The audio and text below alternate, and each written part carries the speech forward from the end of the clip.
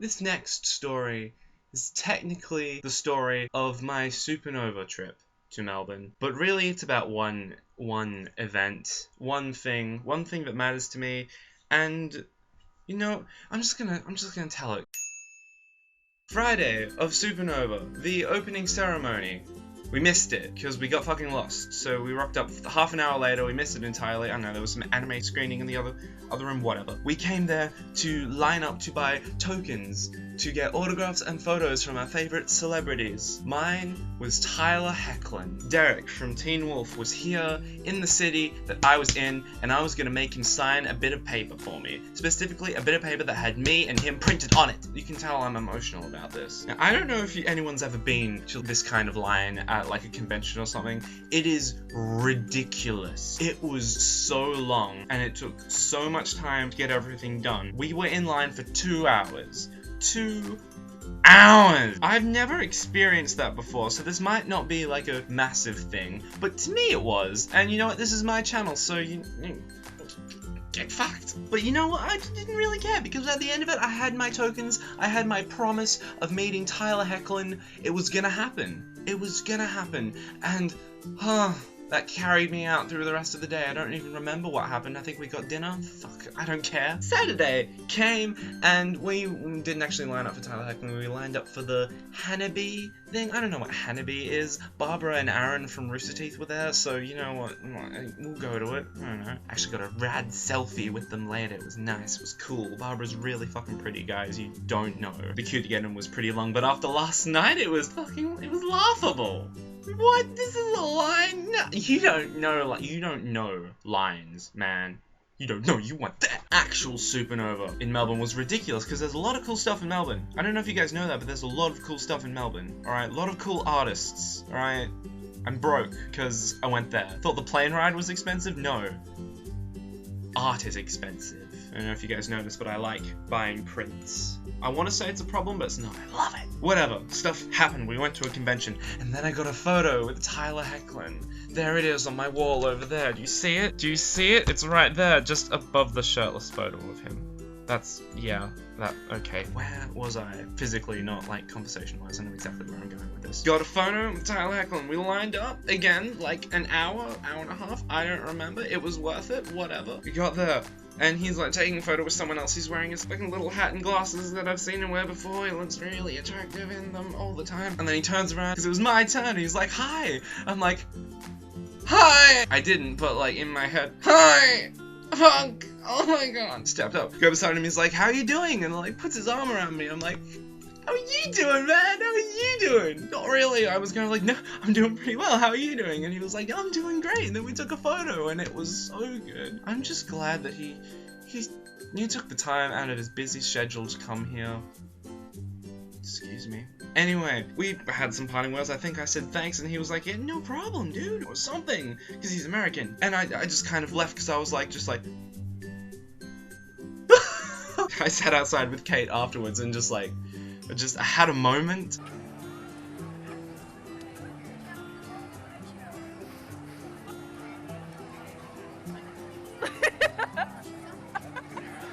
Don't look at me.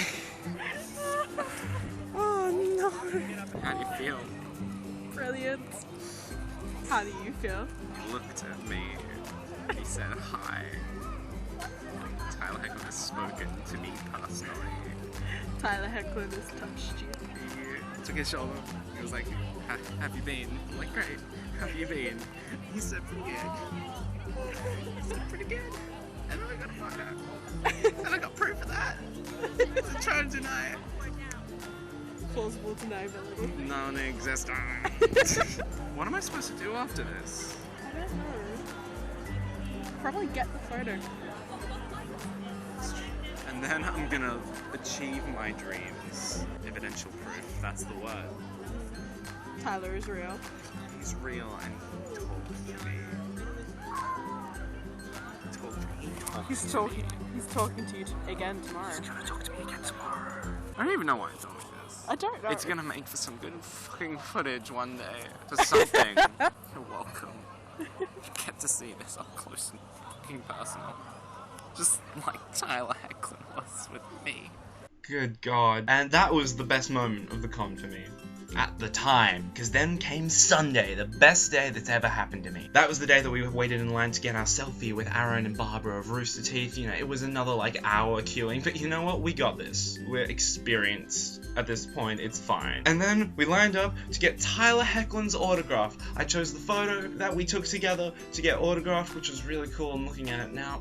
The line wasn't even that long, so I got there, and the assistant person was like, "What's your name?" Wrote it on a sticky note and put it on so that he'll know who to sign, and we don't have to have that conversation. We can have a real conversation. Then we had a real conversation. He was like, "Hi, man." I'm like, "Hi."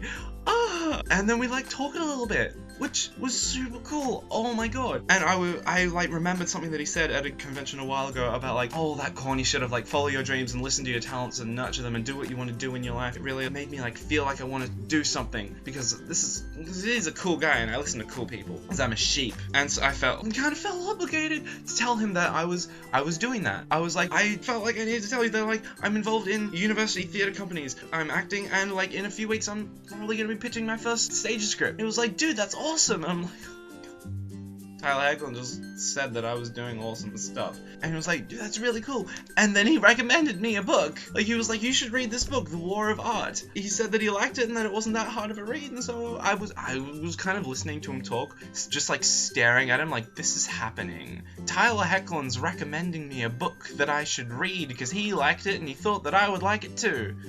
And so I thanked him very much, and he shook my hand and said it was really cool to meet you, which I'm sure he says to all the boys, all the people.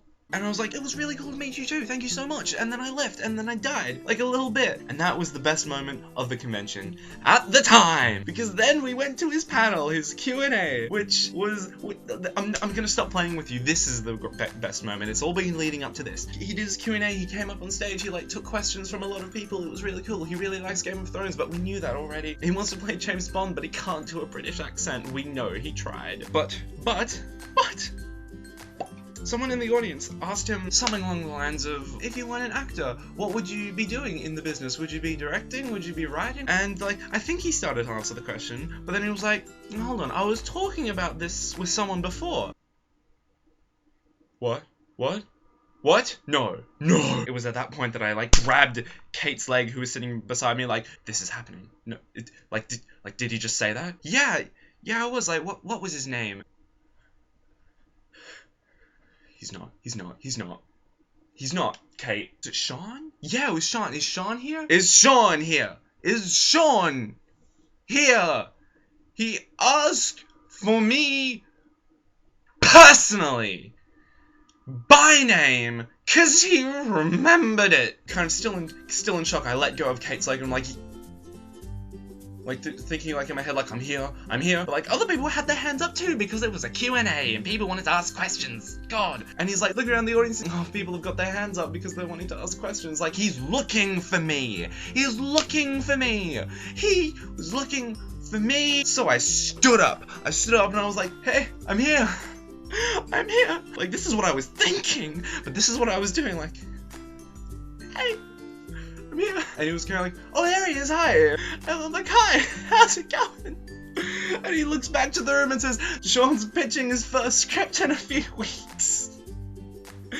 And then I sat down and just tried not to die. I was trying to look at him and I was trying to listen to what he was saying, but it was just like, I think I blacked out. None of it was getting through. I was just like panicking and like having my own moment, because Tyler Hoechlin remembered me and asked for me and looked for me and then found me and then told the room about me, because he felt like he wanted to.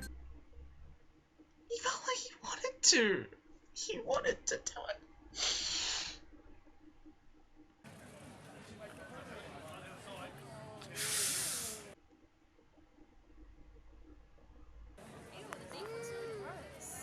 And to be honest, since then, I've been looking for the footage on YouTube, because I know that people upload, like, entire videos of panels for celebrities, especially Tyler Hoechlin, because I've seen half of them. But no one's uploading them! Where is it? Where is it, fangirls? Where the fuck is it? I need this evidence! I need the evidence to prove that this happened! Not to my friends or anyone else, to myself! Because it feels like a dream. It feels like a daydream that I had where, like, oh, if Tyler Hoechlin, like, remembered me and thought of me in his panel, that would have been super cool. But no, it happened! But it feels like it didn't! It feels like the story story you hear from like some other fan or like a friend who like went to a convention or like a stranger online. But no, I'm that friend, I'm that stranger. And just the sheer luck of this happening to me, of the time that I went there to see him. I went to Supernova because I knew he was gonna be there. And I thought, I'll get his photo, I'll get his autograph, I'll like see his panel. It would have been cool, the trifecta. But then there was the holy fourth. Like this just happened to happen with the one celebrity that I crossed the country to meet. I still can't believe it. And like, I know how ridiculous this is, that I'm getting this worked up about it. Some guy recommended me a book, remembered me in a question, and like mentioned it. That's all that happened. That's all that happened. But the difference is that it was Tyler Hoechlin. We talked about a book. He mentioned it later. It's just normal stuff that happened. Normal conversational stuff. But because it happened with someone specific, it just had so much more meaning. It's weird. I feel the need to make him proud of me. I feel like I got a taste of what it's like to have validation of this man who I have paid attention to for so long. And I want more. I want to be better so that I can make him proud of me. Which is so weird, but it's a driving force, so I'm gonna fucking roll with it. I don't care. It's just weird that like these normal things can like hold so much power depending on who they happen to and happen with. And like, I feel like this is the power of celebrities. They're